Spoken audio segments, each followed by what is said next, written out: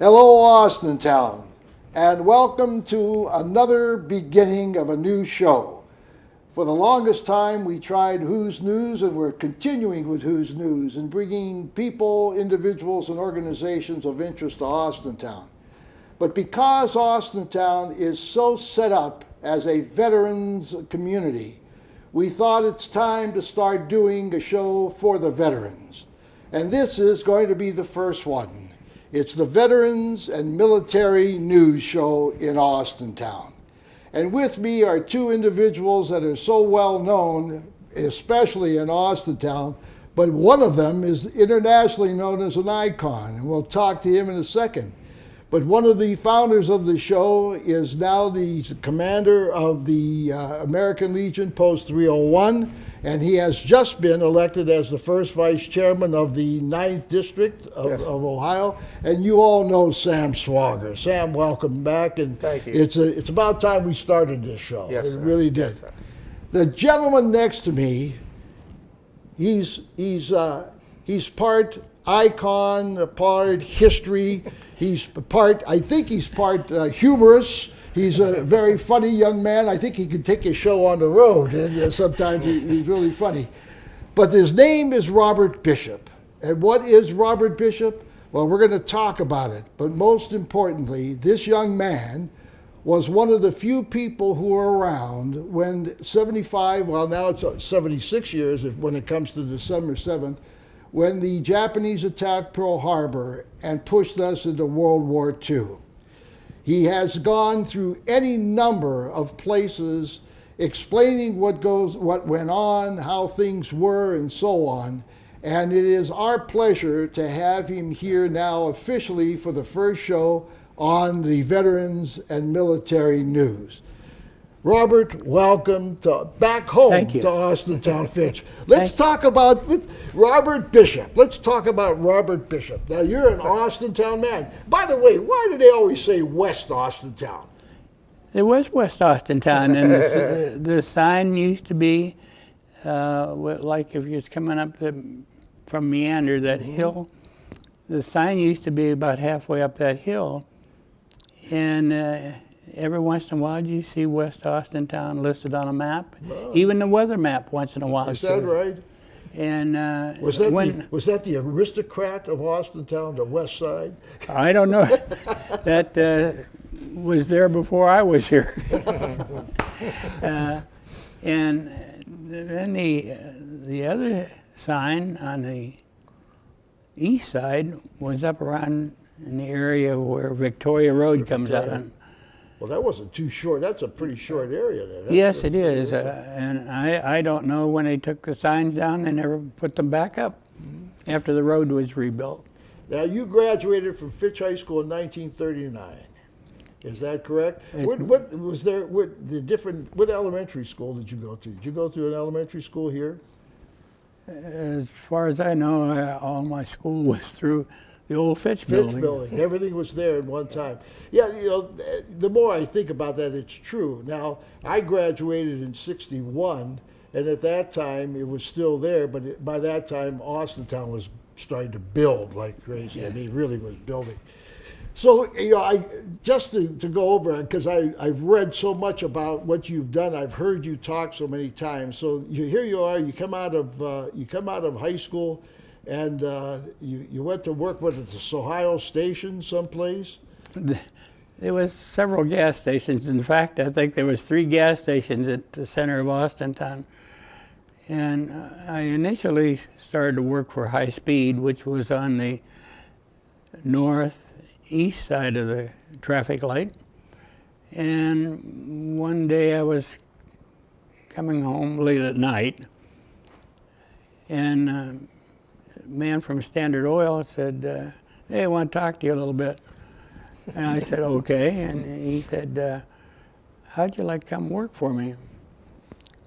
And I said, I might. And he said, well, I'll pay you more money. that kind of moves you. Yeah, sort of get your attention there. Yeah, so I worked for Jordan Aiken for, I don't know, maybe a year and a half. And, well, always wanted to go to college, but you know, Depression days were Yeah, terrible. You didn't have very much money to go to college. Yeah. My father died when I was a little over 4 years old, and so my mother had a tough time raising 5 boys.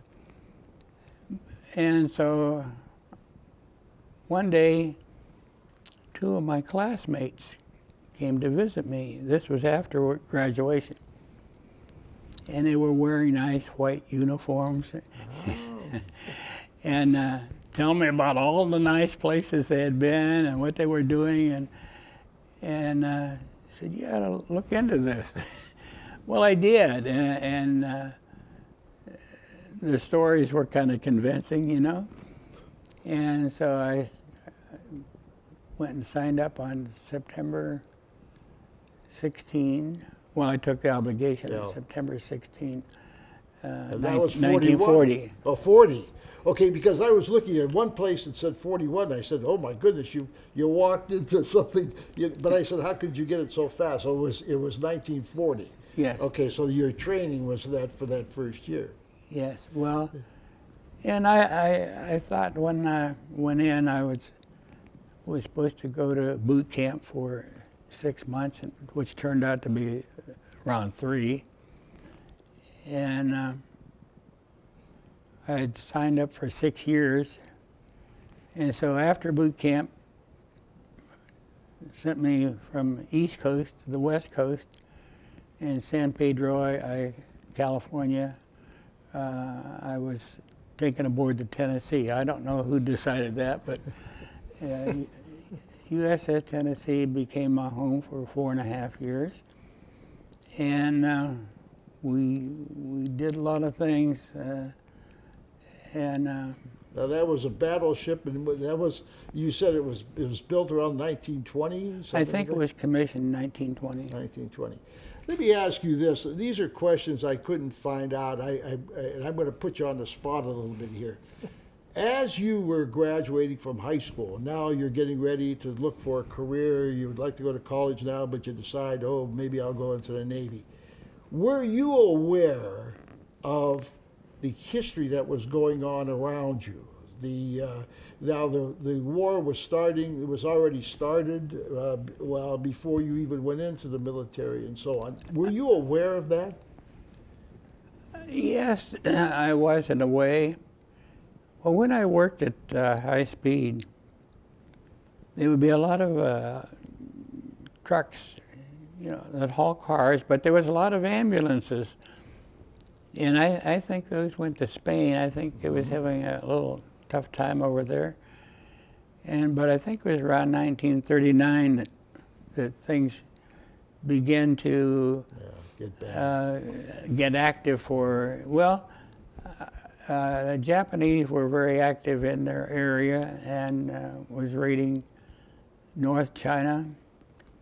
And we were interfering with that. And that was one reason, I believe, that the Japanese attacked the United States, because they thought they could negotiate some kind of a agreement so we would quit interfering with their, what shall I say, transgressions. We should give you a history degree just by talking about that. It took me 6 years of college to get to learn that particular thing. Wars a lot of times we look at things like Pearl Harbor, and yeah, it was nasty, and that's why we got into it. But the war started long before then, yes. And over silly reasons. In many cases, economics is more than anything else that causes war. And the Japanese were interfering with our economics in that area, and then we interfered with them. And you're right. Well, you look at the history of our wars, it was always a good thing to lose a war to the United States, because after we beat you, we build you up. So, all right, let's go back to you. Here we go. You're into you decided now, I want one of those white uniforms. So you go into you didn't get that white uniform right away, did you? Well, I think we were issued clothing when we got to boot camp, not the day we got there. took the obligation, you know. took the obligation in Cleveland, and then went to Norfolk. So you went right after you got out of your basic thing, you went right into the USS Tennessee. Yes. Okay. After we got through boot camp, we were assigned to ships.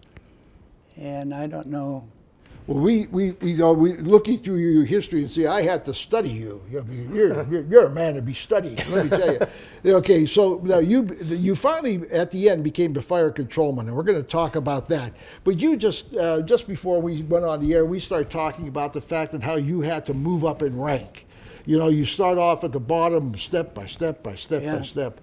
And now, how long did it take you to go from the, what do you call the beginning? The lowest to lowest, yeah, right. See, and you did that all in that ship. Yes. Well, when we first went aboard Tennessee, I think we were assigned to 1st Division, which was a deck division. We had wooden teakwood decks. And they always looked good. Well, the way they looked good, you had to holystone the deck once in a while. Well, so I learned to holystone the deck. Okay, for those of you who don't know what that is, it's a big block of stone, and you're on your knees, and you're going back and forth on this wood. And this brick was about the width of the planking, and it had a dimple in the middle of this brick, and you had a stick about maybe 5 foot long, and there'd be a whole line of sailors with their holystone, and of course what they did first, wet down the deck with seawater, and then they had some kind of sand, I don't know, it seemed like it was special, it wasn't like used for building. No. And I suppose they got it out of the ocean someplace, and you'd spread this sand over, and these sailors all be lined up, and when the boatswain mate said, move, the whole crew would go back and forth at the same time, so that, and after so many passes over that plank, then you move to the next plank until you got the whole deck was done that way. And so that was one thing I learned. And then, of course, there are other things in the deck force that you would do that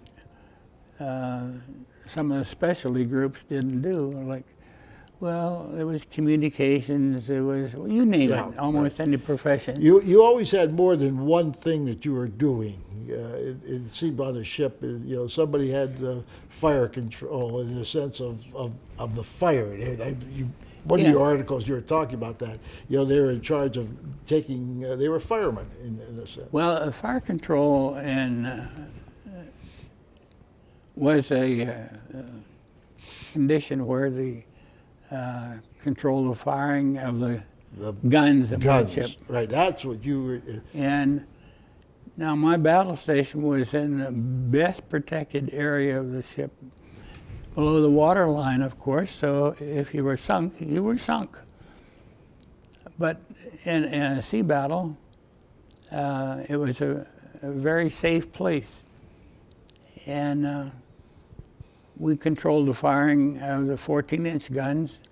And of course, eventually there was a fire control room for 5-inch guns too. Let's go to the 14-inch guns. Did you have 2 turrets? We had 4 turrets. 4 turrets. 3 guns in each turret. And when we say 14-inch, we're talking about diameter, not length. One of those 14-inch shells would stand alongside of me about up to my shoulder. And did you have to, there was ways of mechanically putting the shell in. Now, you didn't see that, though. No, in the turret, of course, ammunition was stored below the turret. And so it had to be brought up by an elevator. They bring up the shell first and ram it into the gun, and then they bring up the powder bags, and they were rammed into the gun. And of course, there was a gun captain who made sure that everything was safe, you know. Yes. And then the device that actually fired the gun, or ignited the powder to fire the gun, it was about the size of I don't know, maybe a 22 bullet. It wasn't very big. No. And so it was fired electrically. Now you're talking. There's so many things we could talk about. I don't want to keep you here for 3 hours. But the point is, now you were downstairs when you were in the middle of the ship. Now you did say you didn't want to be where you were if the ship was sinking. Oh, you'd go down with the The ship. ship would go with the ship, but it was the safest part only, and I can understand why, since you were the crux of the whole ship itself, being able to shoot those. Now, did you control the turrets and that sort of thing? Did you use radar? How did you do that? Well, when we didn't have radar, Yeah. there was a man in a aloft gun director who could see the target, and he would send intelligence electrically down to the plotting room that would tell us where to aim or elevate the gun, and he could also spot the firing to see whether the shell was in a target or missed a target. And well, So it was by sight more than anything else. and my firing key was pretty much like maybe a .45 pistol, and I had 3 firing keys. One actually I could put my device, they call it a stable element. I could put it in automatic and just hold the trigger down, and when the correct values came up on a computer, it would fire automatically. But we never used that. How long? How long did it take you to go from the guy scrubbing the floors on the decks to where you were in that position? Well, probably about 2 weeks 2 weeks. from the deck division to the fire control division. I don't want to be pushy, but I'm going to ask you these questions as we go along. Prior to December 7th, now how long were you on the ship before December 7th, 41? I went aboard the ship day before Thanksgiving in 1940, Okay, so and of course a little over a year that you were on there. Yeah, so actually the war started December 7th, 1941. Now, before this, before you came back into Pearl Harbor, you obviously were out, in the ocean at one time. Oh yeah, So I mean, but you would practice and that sort of thing. But you weren't in any kind of combat at that point because No. we weren't in the war. no combat until December 7th. Okay. Now it's irony because we sit there and talk, and I noticed that you did a lot of studying on history too. A little bit. But some of the movies we saw and so on are pretty accurate. Some of them are a little intense. But the fact is that they brought all these. There was questioning about whether or not Japan was going to do something with us. There was. Well, let's say we'll back down a little bit. Okay. It's okay. Please. There you go.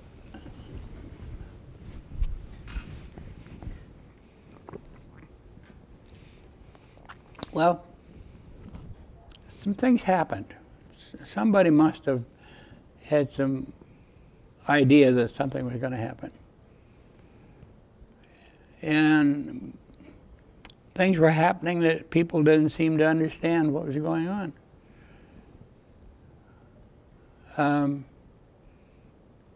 I was downtown Honolulu one day and coming back in a little railway that ran through cane fields.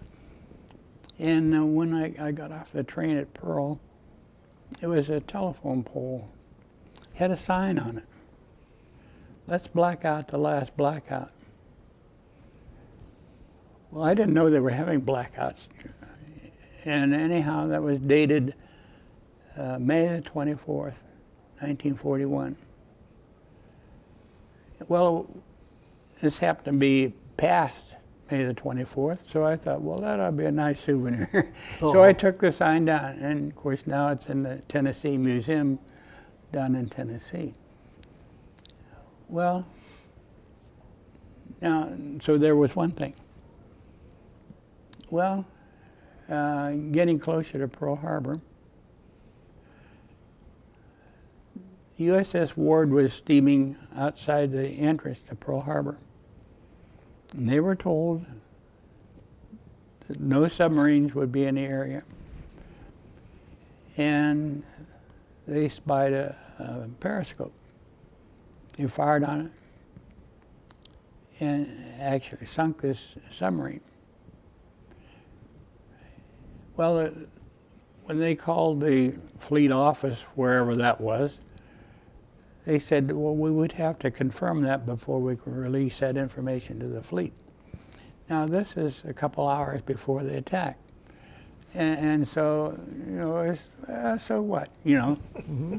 Well, and then the Army had established a radar system up in the mountains.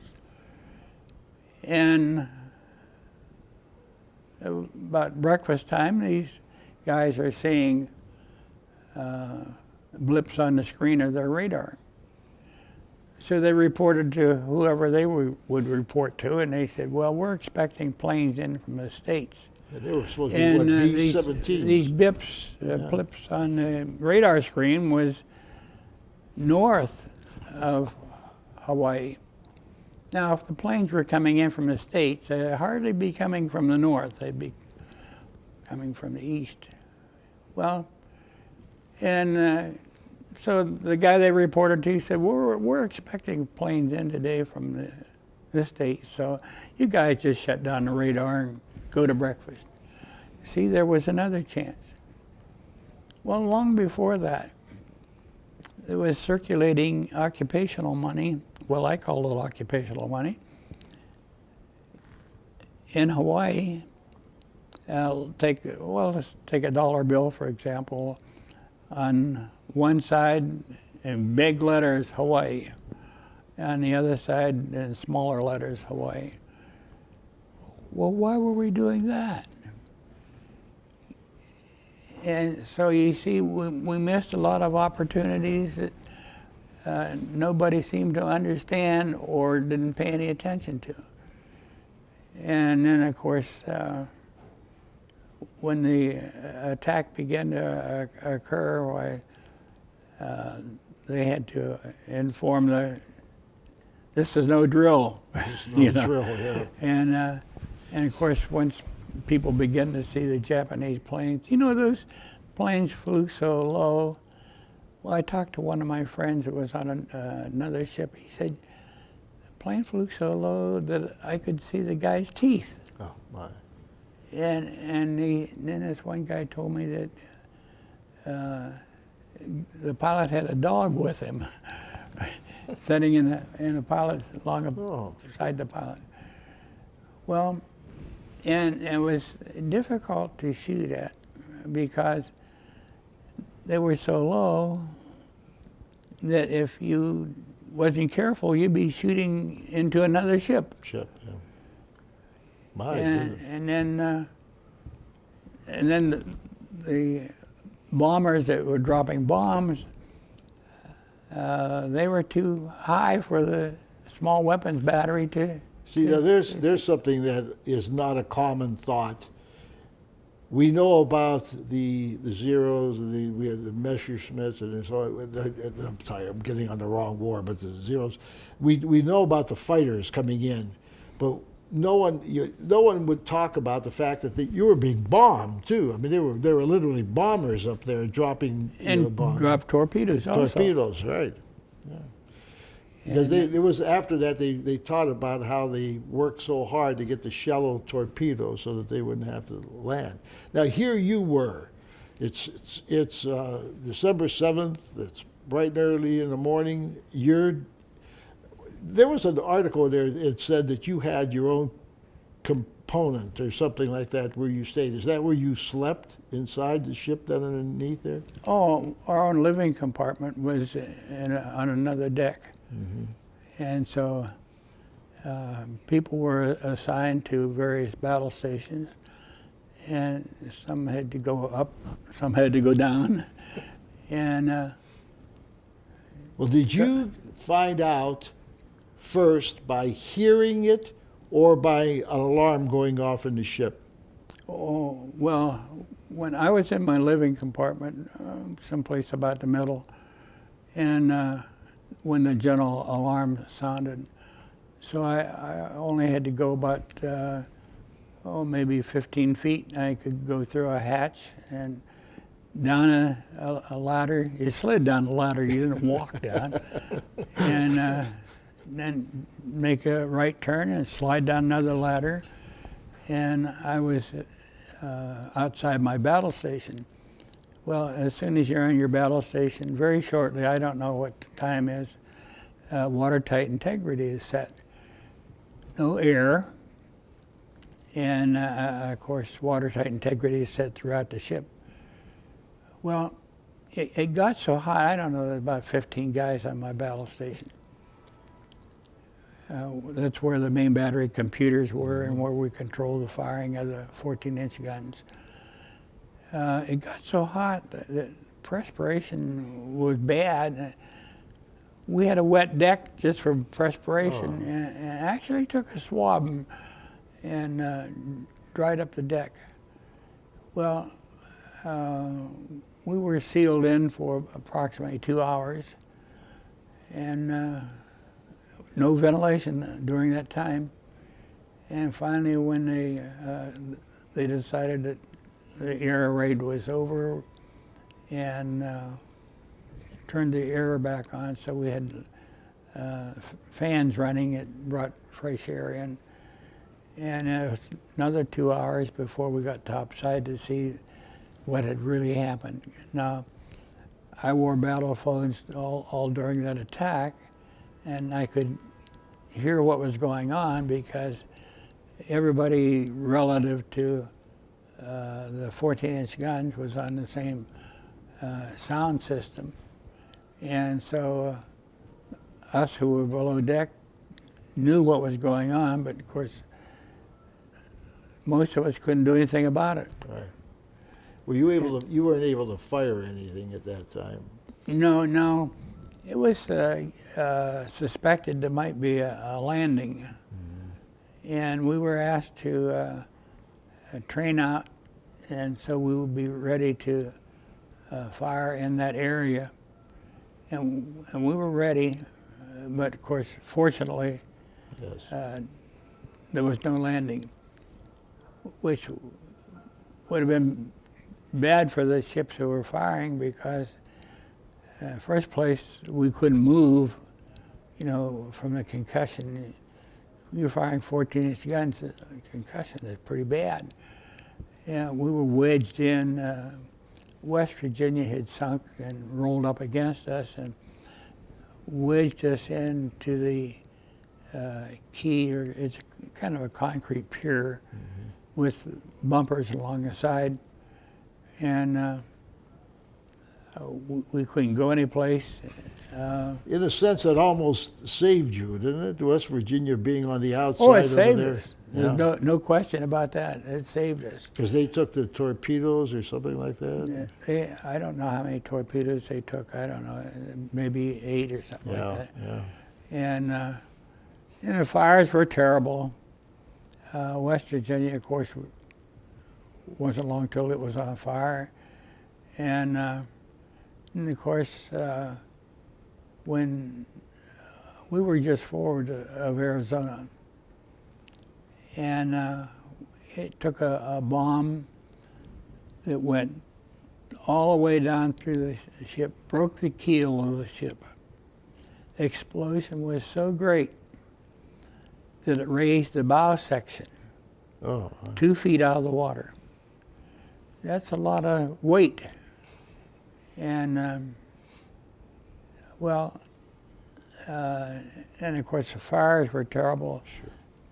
The fire was so bad on the water that heat penetrated the hull of the stern of the Tennessee, and things were burning inside the Tennessee because of the heat penetration. Of course, it damaged our watertight integrity, but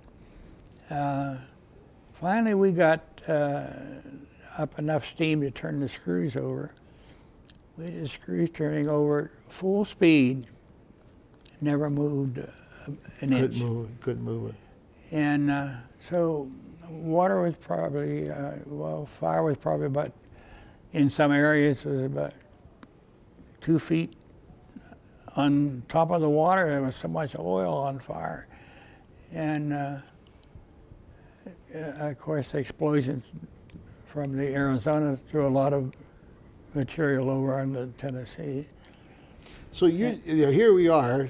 The attack is over. It's 2.5 hours, roughly like that. You were still down there for another 2 hours or so, and all of a sudden, here we have the Tennessee leaning against piers, and the West Virginia laying on, literally pushing it on it, and that sort of thing. They took most of the brunt. Did the Tennessee take any bomb? Yes, Tennessee took 2 bombs, and we lost 5 people. Now, that wasn't bad. Arizona, for example, took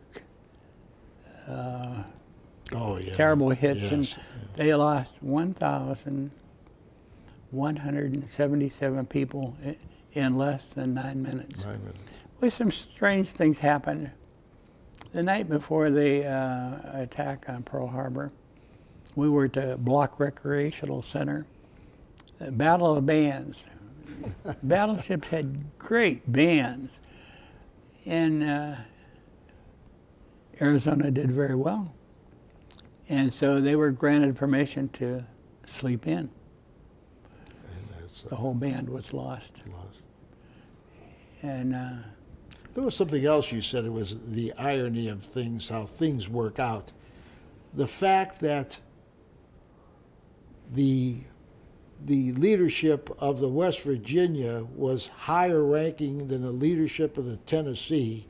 They chose to take the berth on the outside. Is that correct? yes, that was my understanding, that the captain of the West Virginia was senior to captain of the Tennessee. And so he had his choice. Well, normally that would be the best place. When he wanted to leave the ship, for example, You just he didn't have to cross over another ship. And, battleships were, what shall I say, spit and polish. Oh yeah. And, during peacetime, when the inspection occurred, and let's say we were in Hawaii, and the ship was going to be inspected for some reason, and the crew. And of course, these officers are all dressed in white, wearing white gloves. And if they put their hand on something, that glove still better be white. Or you found out about it. That's worse than a mother-in-law. And it was like, well, okay, you guys didn't pass inspection, so none of you get to go ashore for maybe a week or 2 weeks or whatever, depending on the situation. And your shoes better shine so you could see your reflection in your shoes. And I always kept a pair just for inspection. There's always a way of beating the system. So, Sam talked about that one time. It was. But the irony is, here's the chief guy, and he chooses the berth for his ship that saves the other ship, and destroys his. In Yes. many cases. Well, one of the most interesting things I learned about this reunion, this last December 7th, was there was, in fact, I think it's the only book that's ever been written by a survivor telling his experience. And it was terrible. Well, he starts when you read the book, he starts out in his youth and how it affected him later in his life. And where his battle station was one of the aloft gun directors. And of course, when this huge explosion took place, part of that ship tilted over. And so he's over the fire. Oh, my. And he was about to be cooked. Well, Don Stratton was his name, and the book he wrote was All the Gallant Men. Well, there was some guy on the USS Vestal, which was tied up alongside of Arizona, saw these guys are going to be cooked. And they were all terribly burned already. And in fact, just some of the burnt flesh just hung off their arms, and they just kind of tore it loose. Well, some guy on the Vestal thought he could do something to save these guys. His captain told him to cut loose. They had to get away from the Arizona. Mm-hmm. And he said, I got to save these guys. And the captain said, I'm going to court-martial you. And he says, okay, but after I save these guys. And I don't know, I think there was something like 7. Anyhow, this fellow who observed them being cooked was a very strong person. And he threw him a hand line. Well, the hand line first consists of what they call a monkey's fist and a light line, and so they can throw it for a long distance, and then the light line pulls over a heavier line. And so, first couple attempts, he didn't make it. And one more desperate attempt, and he made it. And so they tied the hand line down there, and then he tied the other end, and it was about 70 foot. And these guys were rescued by going down a hand line, hand over hand, and badly burnt. Most of them, their clothes were burned off of them. And like I say, I think he saved 8 guys, I believe. Yeah, that book is very telling. The thing is, there were so many heroic things that happened during we think of those of us who are younger, and now the young kids reading about it's like ancient history because it was 75 years ago. But the fact is that they didn't understand the personal thing about it. Okay, the Japanese attacked Pearl Harbor, a lousy country comes after our country and shows us up to war. But the fact of the individuals, so you talked about it, 1,000 people on a ship, almost 1,500 people on a ship, dying within a matter of minutes. How terrible it was. Yet this guy was going to save somebody.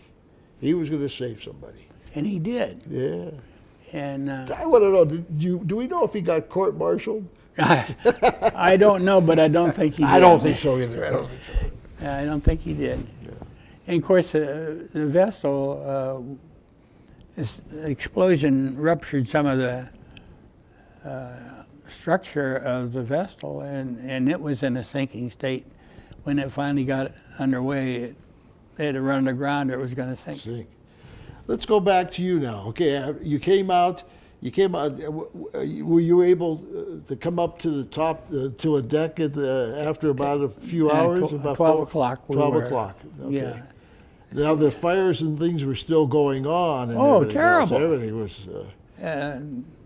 Some of the ships were on fire. It took a long time to put the fires out. You wouldn't think, well, what is on a ship that's going to burn? Yeah. Be surprised. You'd be surprised. The oil, the thing is painted, and And of course, there's bidding and Well, you a also lot of had things. wooden decks. Wooden decks, yeah. So, but okay, so now you had to stay on board. You didn't Oh, abandon ship. No, we okay. didn't abandon ship. We stayed on board, and I can't remember a whole lot about what did I do that afternoon. I remember walking over on the deck of the West Virginia, and of course there was a gangway between yeah. the ships, and I picked up a star near the stern where the flag would be hoisted, and of course it's water and oil soaked, and people said, well, our flag didn't burn. Well, I don't know whose flag would be burnt. Pieces of the flag would be laying on the deck, you know. Yeah, but you had a lot of explosions going on over there, boy. It was Like, terrible. let's set this picture. This is a 20-year-old man standing there. You were a 20-year-old person coming out of the most horrific attack that the United States ever saw. I was 21. You were 21. Show off. You could drink then. That's it. Okay. So you come out there and Lord and behold, here it is. All this other stuff. And you wonder, how could this happen? And you know, we're supposed to be in a state of readiness. And a lot of the ammunition boxes were locked up, and they had to smash locks in order to get ammunition, small weapons. And I don't know. As far as I'm concerned, I think we had a great skipper, and I think he did a great job in keeping the what shall I say, the crew alert. But you know, if he didn't get any message, you're going to be attacked. That's right. What would he be doing? What do you know? do? You can't. Yeah. Well, most of the history of that says how many times, as you started and you were talking about, how many times the indication was something was coming and somebody stalled it for whatever the reason. I'll never forget that they told them to prepare for them, but they did it so many times that it got commonplace. And then all of a sudden, nobody listened to the alerts anymore. But now let's talk about the rest of it. You know, the funny part about it is we always end the idea of Pearl Harbor. Well, okay, Pearl Harbor gets attacked, and that's it. They put out the fires. But you stayed on that ship. Now, how long did it take for you to be able to move your ship? Well, I think we cleared the harbor. Well, when they took us away from our mooring, they had to do it very carefully because they didn't want the West Virginia to upset. Mm-hmm. And they actually blasted away part of the key where we were tied up, and I don't know how they did that. And basically it was taking that big bumper away, and pulled us out and took us over to the Navy Yard and repaired our damaged watertight integrity. And I think we cleared the harbor on December the 19th. That's right, by your birthday. My birthday. Yes, it. Yeah, it was. And I don't really have any, what should I say, I don't think I have any record of that. But the whole idea was that the ship, they finally moved the ship out, took it over to fix it up, and that folks, from that point on, baby, you were in a war, and so off you went. Did they do any severe repair after that or change before you went actually into duty? The repairs we had to have made in the Navy Yard would, of course, repair our watertight integrity. And I think they put a patch on the top of our turret 3 where a bomb went through the top of the turret and killed 3 men. And incidentally, I have a little sample of that bomb because I helped clean up the mess. And of course, I have brought that to the school one time, but I've now given it to the USS Tennessee Museum in Scott County in Tennessee. And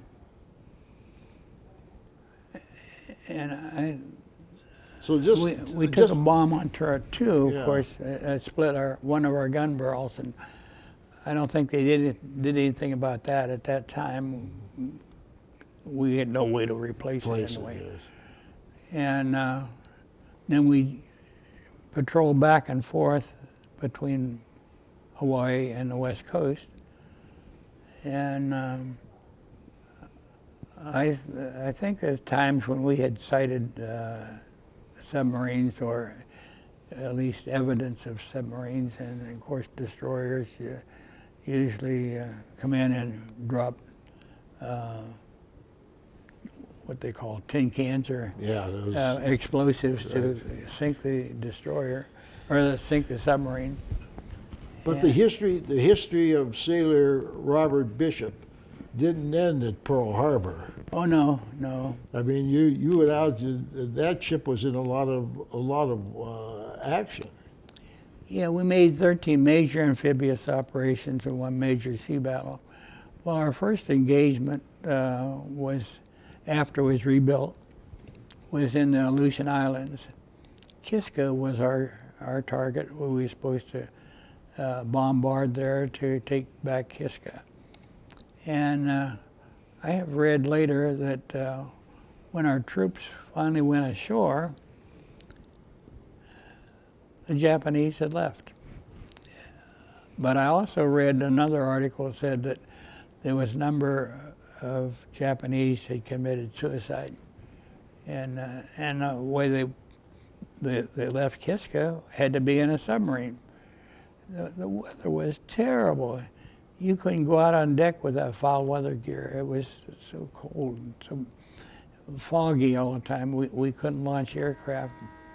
And in fact, the way we bombarded was our radar would range on the ends of the island, and we put that on a map, and we knew where we were in the ocean, and we were told that we were going to bombard a certain place. And so we got our elevation and our range to the target off the plotting board. And of course, we hadn't had radar, we would have no use being there. Yeah. Well, then we left there and come back to San Francisco. And while we were there, well, my mother was quite ill, and I got a message that I should come home. And the captain said, nobody goes anyplace. We're getting ready for an engagement. And so we went down to San Clemente and bombarded with Marines, and we did a practice down there, and then came back to the States, or came back to Long Beach, and I called home, found out my mother had passed away, and there was nothing I could do about that. But I remember my mom as a chubby little happy lady. I don't remember her being a very sick lady. And so those are fond memories. Yes. Well, then we went to Tarawa. That was our really first engagement in the South Pacific. It was terrible. I don't know, we bombarded for several days, and then our troops went in. Now, in the area where we were bombarding, there was a sunken ship. And then also there was a dock that we apparently were trying to save so we could use it, you know, to bring supplies in.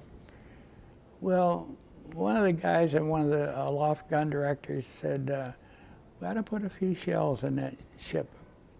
No, that's not our target. It's one of those dumb things, you know. And so what do you think happened when our landing craft got in between the dock and the sunken ship? Well, they were loaded with machine gun nests and just butchered our people.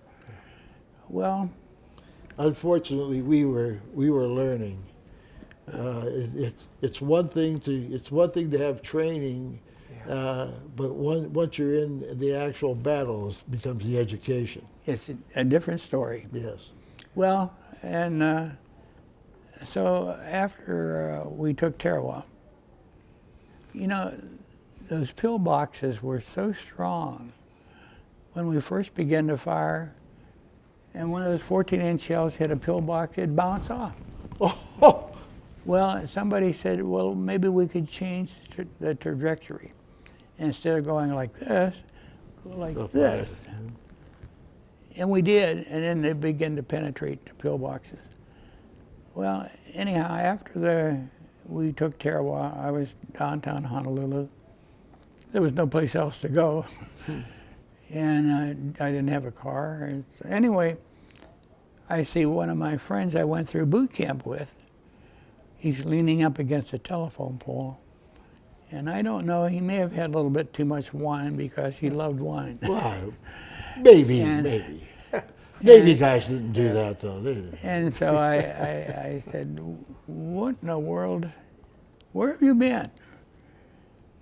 Well, before he left Tennessee, he wanted a little more excitement. He was going to the Asiatic Fleet. On the way to the Asiatic Fleet was when the war broke out. They turned all those guys around and sent them to amphib school. Well, so he was assigned a landing craft that went into Tarawa. Oh. And so I said, well, how did you make out? And he said, well, I lost my boat on the way and lost all my crew. And he said, and I don't know how I got ashore, but I laid behind a coconut log for a couple days. And he said, and how I wished I was back aboard that big old battleship. Well, anyway, you ever been to Branson? Yes, Have you been to the Veterans Museum? I have. I was not. Well, people who were killed in World War II their names are on the wall. And my friend I just was talking about, his name was on the wall. And it's a memorial like you'll never see anyplace else in the world. So I would encourage people to look at it. And that is something we a lot of times we think of the word band of brothers only for the army or something, but it was so For much everybody. It was truly you got to some friends and some enemies. You got through basic training Yeah. and that sort of thing. Okay, now so you went on to do a lot of this. There's a couple of things I loved about reading your memoirs and some of your history, because here you go for 4.5 years, literally on the ship on the Tennessee and so on. And when did you have the phrase that it said was you had a choice between going inland and working in an office or continuing doing something else, and you decided what the grand reason was, I got tired of box lunches. I thought that was cool. And it was box lunches. But then you left the ship. Did you leave right from the Tennessee to the office? Well, no, we had taken a suicide plane. And I think we buried 24 people that night. And of course there were a lot of people burnt, a lot of people injured, as well as people being killed. Well, I was standing about 50 foot away from where that bomb from that plane hit. And of course I was in a sort of a shelter, you might say. It was a workshop, and I had volunteered to come topside because you're not going to fire 14-inch guns at suicide planes. And anyway, when I had been looking out the door of this shop and just stepped back when that plane hit. So another guy got Purple Heart. I missed out. Thank you, Lord. Yeah, right. You got to be hurting to get a Purple Heart. You don't want that. Yeah, and So anyway, so we're in Ulithi, a big, huge atoll, and USS Ajax came alongside to make repairs. And well, you know, I said some of the guys were, a lot of people were injured. Many years later, I talked to one of the guys that had been injured, and he was all hunched over, and I said, "What in the world happened to you?" Well, he said, "You know, I was badly burnt, and that's what caused him to, his body to be leaning over." He said, "They sent me to a hospital ship," and he said, "I'm laying there on a stretcher of some kind, and somebody come along and tied a tag, put a tag on my toe." And then I hear them talking about burying me at sea, and he says, "I'm still alive." You know, we're talking about the fires. What people have to understand, in World War II, and before this thing, what you're talking about, ships and planes and everything else, it's oil and gasoline. Oil everywhere. I think they had the hardest time getting the oil stopped burning on the water. Well, it's very, very heavy oil. It was more like tar. And so, you know, big clumps of this stuff, and hard to put, once it got burning, it was hard to put it out. It's very similar to napalm in the sense that, you know, it attaches. It's so thick and then it burns so long. Yeah. Oh, the fires were terrible. You didn't want to get any gasoline or any oil on your body, boy, before that started. Well, so anyway, I left the ship at Ulithi, and well, I was setting up my computer. I usually stayed around my battle station when I wasn't doing something else. And one of my officers came in and said, "You know, you're senior fire controlman aboard this ship?" I said, "Well, I didn't know that." And he said, "Well, you are." And he said, "And I have 2 billets open. One, stay aboard ship, and I'll make you chief petty officer. 2, you can go to Washington, D.C., to school, catch a new ship." And of course, he didn't know, but I knew. Now, this was May 24th when I left the ship.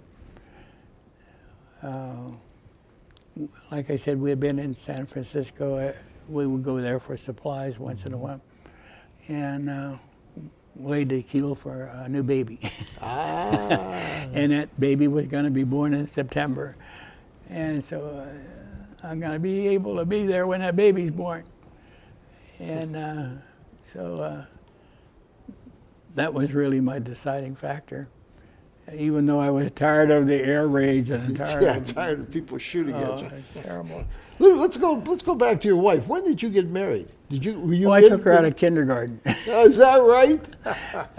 She's from Austintown also?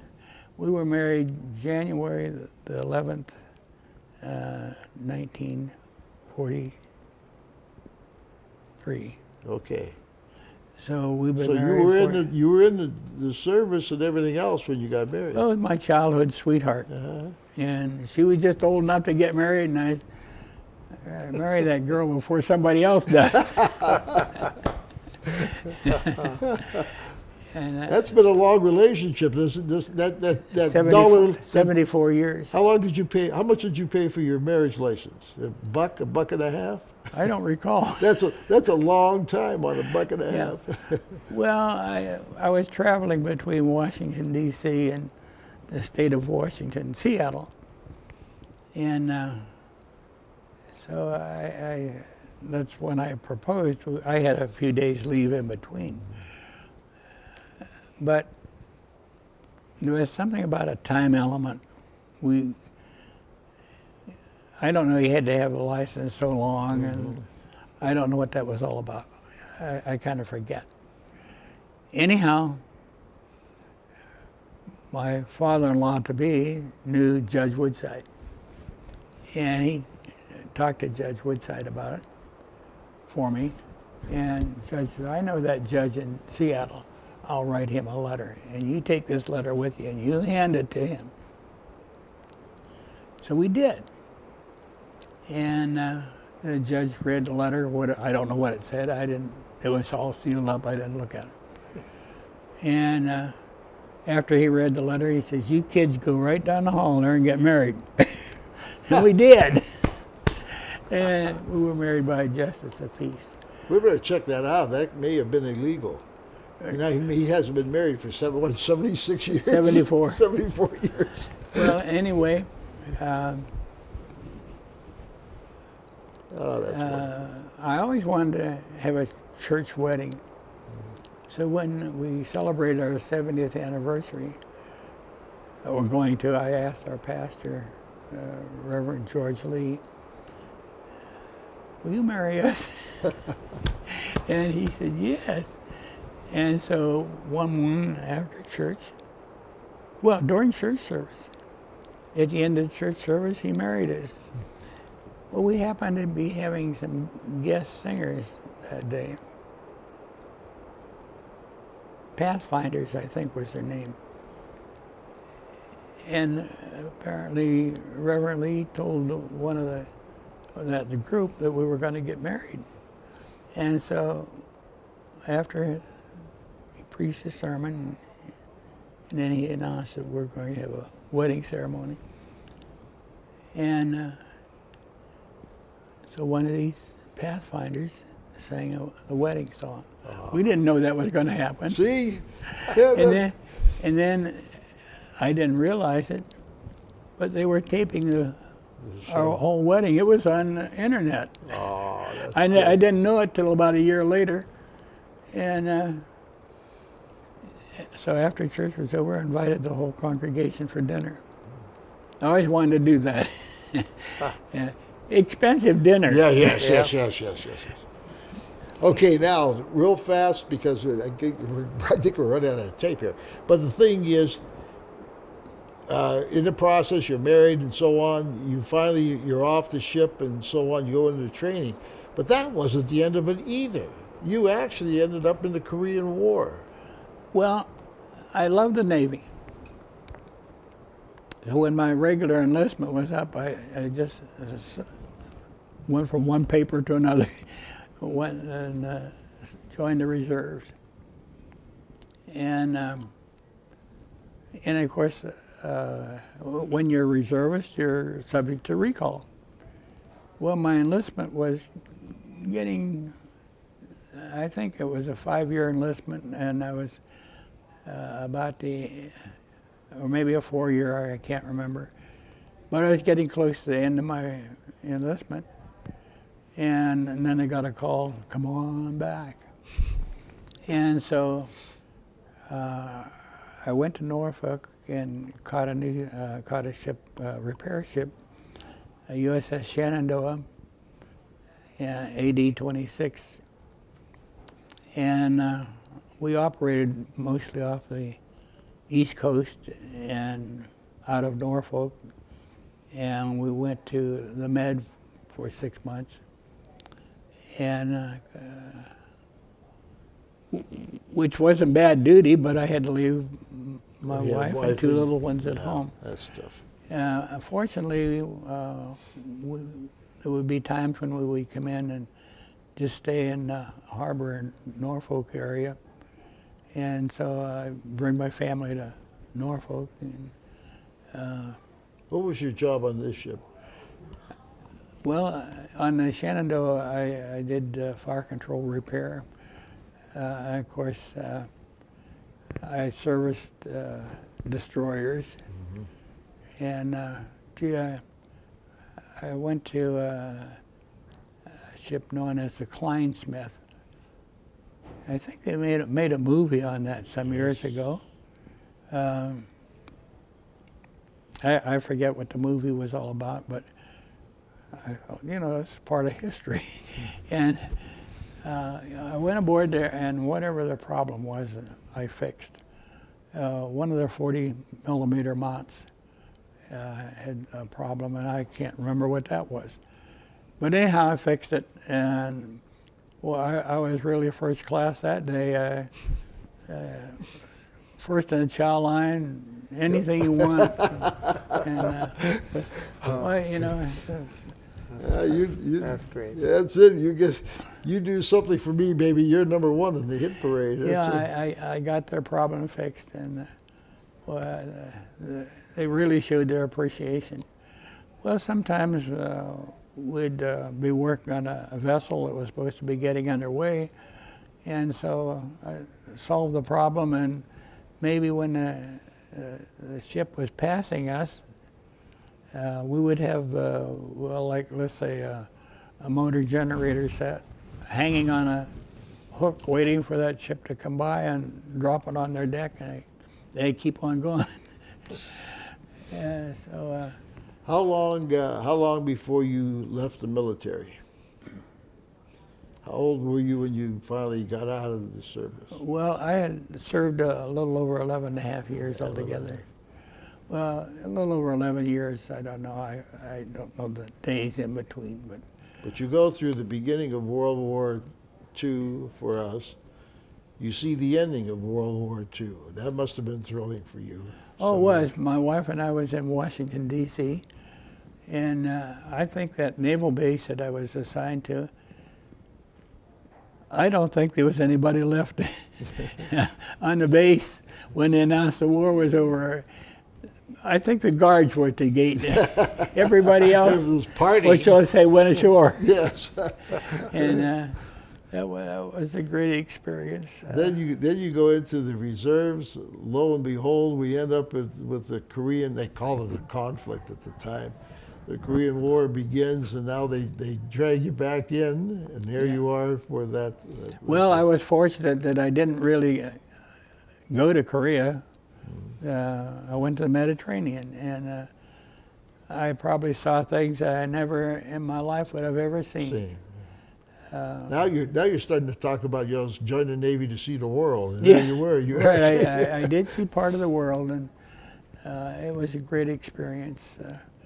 And I still love the Navy. Of course, they say I'm too old to go back. I don't understand that. With your knowledge, you should be back there instructing people. Okay, well, I wouldn't know what to do. You know, they steer those submarines with a joystick now, not a wheel. Well, I was talking to some guy who was aboard a new submarine. Well, they named it a submarine after the Tennessee, and we went to the commissioning. It was up in Groton, Connecticut, at the Coast Guard Academy. Anyway, we went aboard the night before the commissioning, under cover of darkness. And then, of course, we went back the next day for the commissioning. And there was demonstrators on, you know, here's a nuclear submarine. Carried 24 missiles with a possible 7 warheads on top of each missile. And so there was protesters on both sides of the street. And we had police escort, of course. And anyway, it was terribly cold, I think 11 degrees above zero. And the Navy furnished blankets to wrap up. And the first speaker was a senator from Tennessee. And he remarked how cold it was. My presentation's going to be very short. And it was. And everybody who followed him were kind enough to say, it's too cold out here. And so after they did the commissioning, we went into a big hall in the academy for a little bite to eat. There was so many people, you couldn't find a place to sit down. So then they had what shall I say, a snack. Yeah. And you had to hold your plate. Yeah. And well, that evening we were asked, would you like to go to a special dinner? And we said, well, we'll never do this again. we ought to do that. It was something like $45 for that dinner. Well, we're standing there holding our plate, no place to sit down.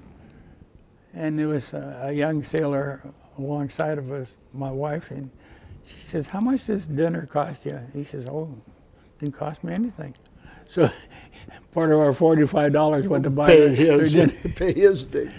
And but it was a great experience, and I had an opportunity to go to sea on the Tennessee. It was down in Georgia, Kings Bay, Georgia. And I thought, well, there'd be so many guys going, no use to even make application. Only one guy showed up. I often kick myself missing out on that opportunity to go to sea on the Tennessee. So you now, and then you've been all over. We talked about the fact that you were over in Hawaii for the 75th and so on. When you got out of the military, let's finish off your history. Were you retired now, or did you go into other employment? Well, that's a long story. Okay, well, folks, we'll be back.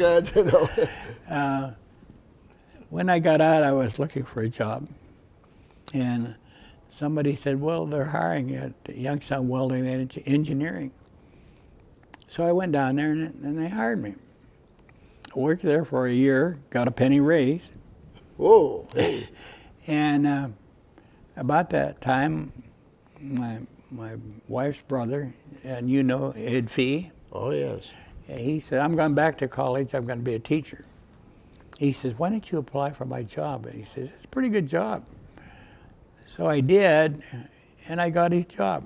And it was like instrument repair. We worked on everything from locomotives to sound systems. We did all kind of things. And then that's when I was recalled. I was still working Republic. Of course, when I got out of the Navy again, or came home, that was when I really came out. Well, I went back to work, and my boss says, "Well, you don't have to work in those dirty old diesels anymore." They were 1,000 horsepower diesels. And so I'm glad for that, because you can tell what color you was when you got done working on one of those things. We worked on them because their diesels would go out on the main line, and they had to have interstate commerce inspection. And I was qualified to do that. But I thought, well, that's good, and I'll strictly work on instrumentation. Well, first thing I know, I'm back on those dirty old diesels. And I came in pretty disgusted that first evening, and I said to my boss, "Mr. Richards, I quit." "Oh, why?" And I said, "Well, I can't trust your word anymore." And he said, he kind of bluffed it over, you know. And he says, "You don't need to quit." I said, "I quit." And of course, he didn't know that I had interviewed for another job. There was at the Hire Works. Oh, okay. And that was sort of an accidental thing. And so I worked, I worked for Republic Steel for 5 years. Went to the Hire Works for 27 and a half years. And, you know, they shut down the mill. So somebody called me. So I'm off for about a week, and somebody called me and said, "What are you doing?" And I said, "Nothing." "Well, it's time to go back to work." And so I said, "Well, okay." And so they sent me up to Warren, wanted to make me a supervisor. And I said, "I'm too old for that."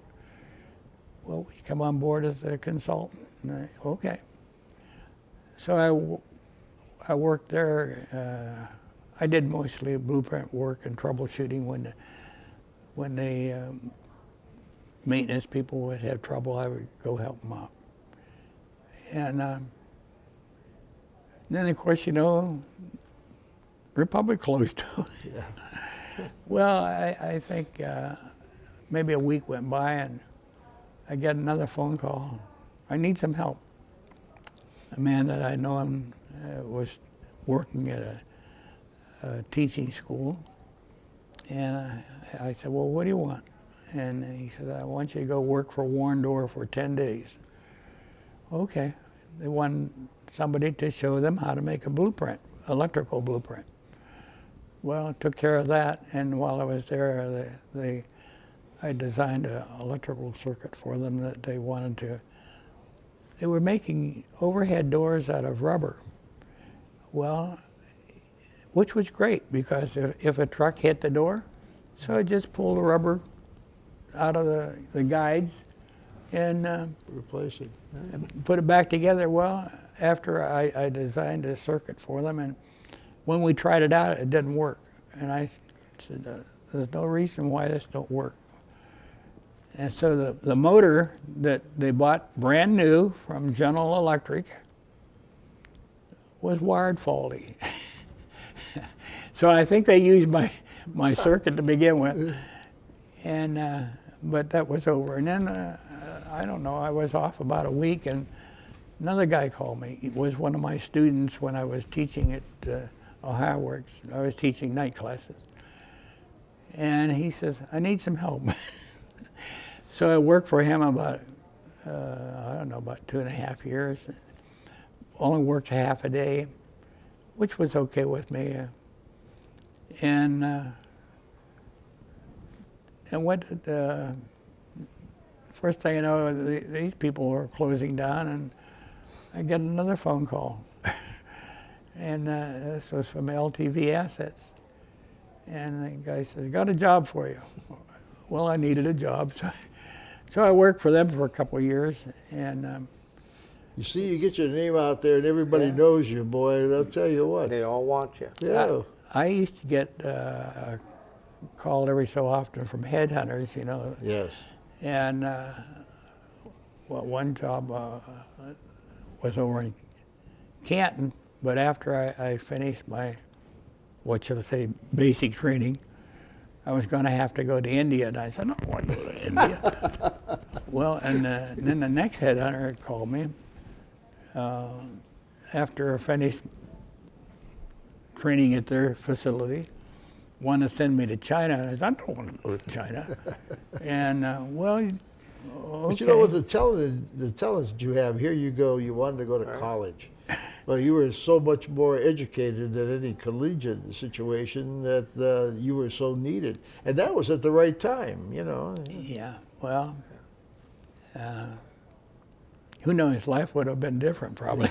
I don't know, boy, I tell you. I'm not too unhappy with my life. That's beautiful. That's beautiful. And if you think about what you have gone through, all these particular years. What are you now? 96. I'm 96. 96 years old. And ladies and gentlemen, this man could probably, if it weren't for the fact that you have to go too far, he probably could outrun us. But the thing is, his mind is so much with the knowledge that you have, it is phenomenal. And the fact that you've shared so much, the students, when you walk in, understand, I was a teacher for years, and the students today are not what you call overly attentive at times. When Robert Bishop walks in and starts talking, it is absolutely quiet, and everybody listens to every word he says. But you say it well too. That's the We had a great program here. Mr. Burnett invited him up. Yes. Me and Mr. Bishop spent the whole day here, got a lunch, and he spoke to all the kids. Yeah, we're supposed to go to one class, and I think we did classes all day long. We did classes all day. Well, one more day, and you have to be on the payroll, so watch yourself. But here you are, an Austintown graduate, an Austintown person, by nature, by whatever the situation is, finding yourself in a situation that is so infamous. And then all of a sudden, all the different things that you've seen in the course of the winning and the so on and so forth, and the change of life, the social life too. It's Well, unbelievable. one thing I would, I'll offer in the way of advice. All through my high school years, I worked. Remember I told you my father died when I was Yes. a little over 4 years old, and we just needed the money. So I worked all through my high school years, but I wouldn't advise that because I miss so much. Yes. I miss all those high school activities, and when my neighbor kids talk about doing this and doing that, I didn't have an opportunity to do that. And so I would advise them to stay in school and get your education. Let it come first. And after you get your education, then you go out and do whatever you want to do in the world. But get that education. Well, in your era, a lot of people didn't go. I can remember my first people in my family. I had a huge family, and two of them. I mean, right now they are probably your age. But the thing is, it took forever for anyone to get to college, per se. So you had to do what you had to do. In your case, you had to do it. You took care of your family and yourself because you had to go to work, and it was pretty commonplace. But yeah, you're right. We tell some of the people, quit trying to skip going to school. Go through your process. If you don't have to work, it's better that you don't, as long as you're doing something, though. Yes. The other thing that I loved about you is people out there know part of me is politician. But when you were talking one time, they were quoting you, and the fact is, the one thing you learned from your education of the life, the Japanese, the Germans, the World War, the Korean War, and so on, is don't take things for granted. I like that. Be prepared, and how important it is. The more we looked at what was going on over there, we disregarded somebody that ended up making us really suffer. Well, the Pearl Harbor survivors had what shall I say, a quote, "Remember Pearl Harbor, keep America alert." Keep America alert. Yeah.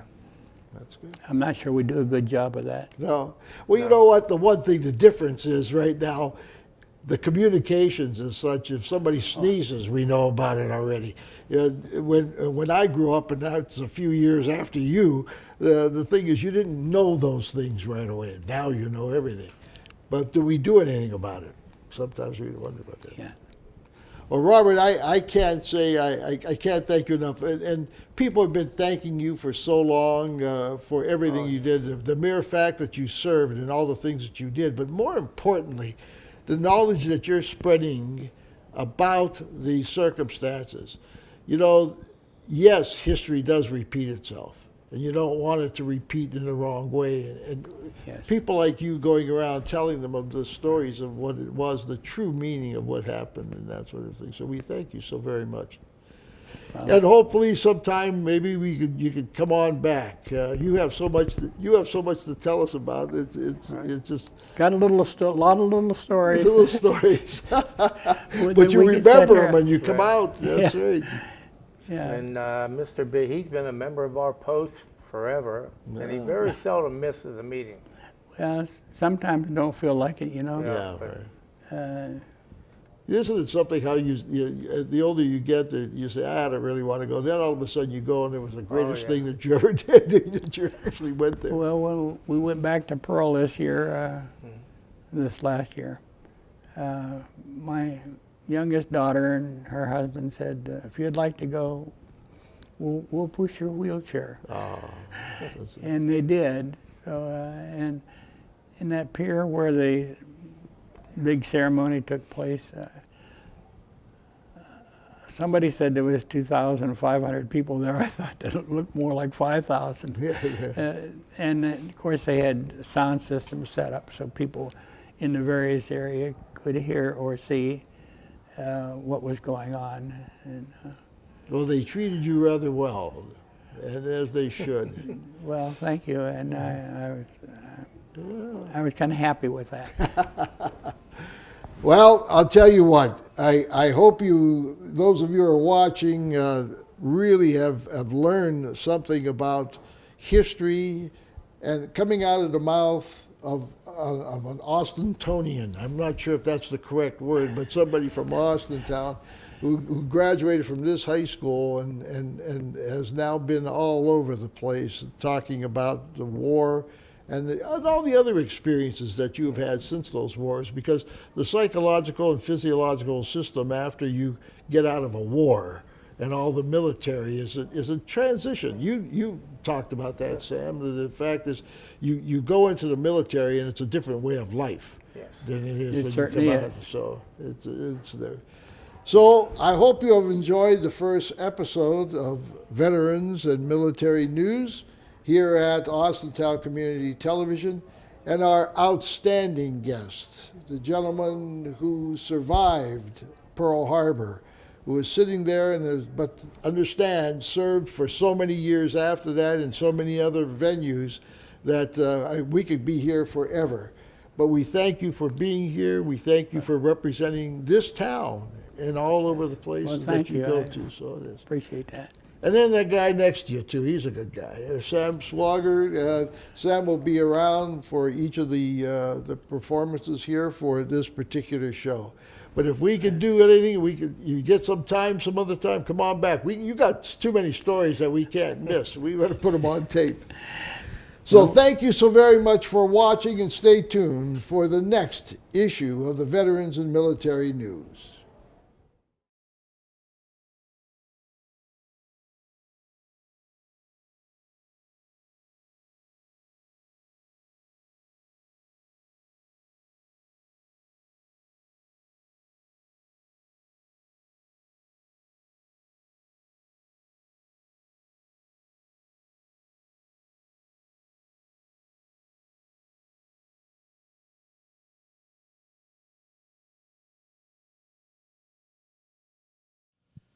In association with Austintown Local Schools and Austintown Township.